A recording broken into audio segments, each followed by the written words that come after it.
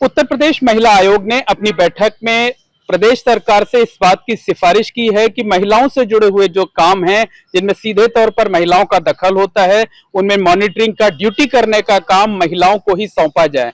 जैसे कपड़े की दुकानों पर महिलाएं ही हों, जहां पर महिलाओं के कपड़े बिकते हैं, टेलर का काम महिलाओं के जो है वो फीमेल्स ही करें। इसके साथ साथ योगा क्लासेस, जिम क्लासेस जो है वहां भी जो ट्रेनर हों वो महिलाएं हों।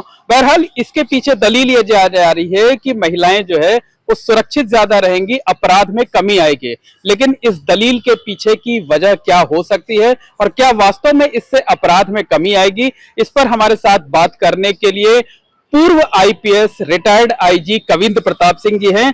सर, जो महिला आयोग का फैसला है, पीछे ये दलील दी जा रही है कि इससे अपराधों में कमी आएगी, क्या लगता है आपको? ये देखिए, जो महिला आयोग का फैसला नहीं है, ये तो इनकी रिकमेंडेशंस होती है जो सरकार को ये सुझाव देते हैं, जिस पर सरकार विचार करती है। तो ये जो सुझाव है कि जहां भी महिलाओं से संबंधित जो कार्य हैं उसमें महिलाएं ही करें, यह बात बहुत सही तो मुझे नहीं लगती। इसलिए कि ये पूरा समाज हेट्रोजीनियस समाज है, और हम जब जेंडर इक्वालिटी की बात करते हैं कि सभी जेंडर्स को इक्वल राइट्स है, मिलना चाहिए, तो सबको सब जगह काम करना चाहिए। और लेकिन यह बात सही जहाँ पे कोई प्राइवेसी की बात है, जैसे महिलाओं के गारमेंट्स हैं जहाँ उनके प्राइवेट पार्ट्स को नापने की जरूरत है, या उनके माने साइज की जरूरत है, या इसी तरह से जो बहुत अंतरंग मामले हैं जहाँ पर उनकी काउंसलिंग करना है। जैसे हम लोग कहते हैं उनके साथ अगर कोई अपराध हुआ है, उनके स्टेटमेंट्स रिकॉर्ड करना है, तो वहां पर लेडीज से वो खुल करके बात करती हैं।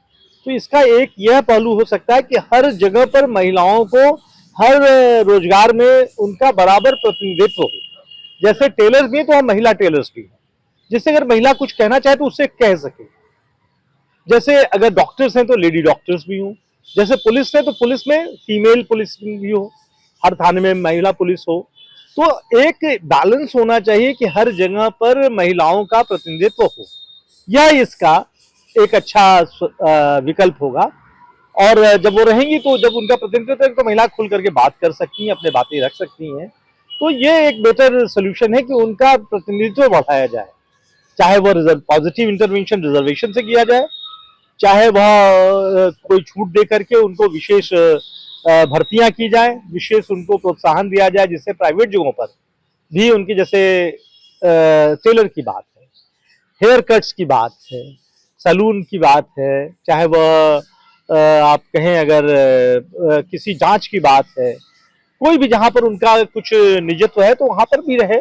और कपड़ा तो बेचने में सब बेच रहे हैं, कपड़े की कोई बात नहीं है, लेकिन सिलने की बात है, अगर उनकी साइज की बात है, कोई इस तरह का जो प्राइवेसी का पोर्शन, तो वहाँ महिलाओं का प्रतिनिधित्व ज्यादा होना चाहिए। अच्छा सर, इसके पीछे एक जो दलील ये दी जा रही है कि तमाम घटनाएं ऐसी होती हैं, जैसे अभी कुछ दिन पहले कानपुर में एक घटना हुई कि जिम ट्रेनर ने जो है वो महिला की, युवती की हत्या कर दी, डेड बॉडी को दफना दिया, छिपा करके रखा। तो इस तरह से अपराधों में भी कमी आ सकती है, क्या ऐसा होगा? क्योंकि आप तो बहुत एक्सपर्ट हैं।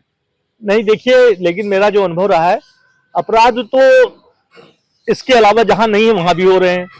केवल एक घटना को ये मान लेना कि महिला जिम में जाती थी और पुरुष ट्रेनर था इसलिए अपराध हुआ, ऐसा नहीं है। यह कहीं ना कहीं बहकावे में, कहीं ना कहीं आवेग में, पैशन में आकर के इस तरह की बातें होती है, और इस तरह की कुछ छुटपुट घटनाएं हर जगह होती रहती है। यह कोई मानक नहीं, लेकिन वहां अगर और महिला भी ट्रेनर्स होती शायद, तो शायद वो अपनी बात को रख सकती, या शायद बात ऐसी नहीं होती। तो केवल एक उदाहरण से कोई निष्कर्ष निकालना शायद सही नहीं होगा। मेरा जो मत है वो है कि हर जगह पर महिलाओं का प्रतिनिधित्व, प्राइवेट कार्यों में भी, अगर जिम चल रहा है, अगर महिलाएं वहां आती तो वहां महिलाओं की भी संख्या होनी चाहिए। मतलब आपका कहना है कि प्रमोट किया जाए महिलाओं को कामकाज करने में, लेकिन ये मैंडेटरी ना किया जाए, कानून ना बनाया जाए जो है वो। जी, मैं यही चाहता हूँ, वो कहना भी चाहता हूँ कि अनुभव से, कि महिलाओं का प्रतिनिधित्व बढ़ाया जाए। केवल बैन न किया जाए कि पुरुष उस क्षेत्र में नहीं काम कर सकते, या पुरुषों के क्षेत्र में महिलाएं काम नहीं कर सकती। यह एक तरह से जेंडर इम्बैलेंस हो जाएगा, सोसाइटी कभी होमोजीनियस नहीं हो पाएगी। तो हमारा जो एक उद्देश्य है कि अच्छे समाज की संरचना में जेंडर इक्वालिटी, कि महिला खुल करके पुरुषों के साथ काम करें, पुरुष खुल करके महिलाओं के साथ बात करें, एक आदर्श समाज और विकसित समाज की हम बात करते हैं, तो इसमें प्रतिनिधित्व बढ़ाने की जरूरत है। चाहे वो पॉजिटिव इंटर रिजर्वेशन देना हो, वहां पर हम इफिशियंसी से, या आप कहिए कि इफिशियंसी के साथ साथ हम बहुत उच्च मानों को थोड़ा कम करके भी ले सकते हैं। तो रिजर्वेशन का यही फायदा है कि हम सबका प्रतिनिधित्व करते हैं। उसी तरह से लेडीज रिजर्वेशन को प्राइवेट जगहों पर भी मोटिवेट करके उनको कोई सुविधाएं देकर इसको बढ़ाया जाए। जी। सर, अभी हमने कुछ महिलाओं से भी बात की, तो उनमें से जो आपके विचार हैं वही बातें महिलाएं भी कह रही थी। ज्यादातर का यही कहना था कि हम तो कई मायनों में पुरुषों से भी आगे हैं, हम एरोप्लेन तक चला रहे हैं। तो इस तरीके की बातें कहने का मतलब ये होता है कि हम डिप्रेस होते हैं, हमें ये फील होता है कि आज भी हम सेफ नहीं है, हमें पुरुषों पर निर्भर रहना पड़ेगा। जी, यही बात, हम इक्वल समाज की बात करते हैं, जेंडर इम्बैलेंस को बैलेंस की बात करते हैं, इक्वालिटी की बात करते हैं। तो यह, लेकिन इक्वालिटी करने का तरीका यही कि हम रिप्रेजेंटेशन बढ़ाएं, होमोजीनियस सोसाइटी करें मेल फीमेल की, दोनों जेंडर्स जब प्रतिनिधित्व बराबर बनता तो इस तरह की घटनाएं अपने आप कम हो जाएंगी और एक अच्छा और आदर्श और अधिक सेंसिटिव समाज की हम संरचना कर पाएंगे। तो धन्यवाद। पूर्व आईजी कविंद्र प्रताप सिंह की ये दलील है कि इस तरीके का जो प्रस्ताव है वो ठीक है, महिलाओं को बढ़ावा मिलना चाहिए। इससे महिलाएं जो अपनी बातें हैं वो खुलकर रख भी सकती हैं, महिलाओं को रोजगार भी मिलेगा, लेकिन ये मैंडेटरी ना किया जाए, ये इच्छा पर छोड़ दिया जाए। Mohammad Moin, ABP network, Prayagraj. For exclusive and insightful videos, subscribe to our new channel ABP Live Premium.